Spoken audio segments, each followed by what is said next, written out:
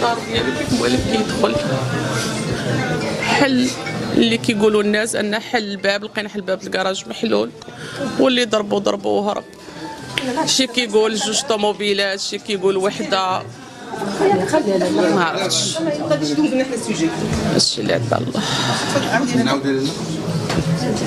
كيجي يدخل الدار، جا دخل الدار ديالو كيف مولف كيدخل. حل الكراج لان الباب الكراج لقيناه حنا محلول. الناس كيقولوا شي كيقول لك ضرباتو الطوموبيل، شي كيقول لك كاينين 2 طوموبيلات.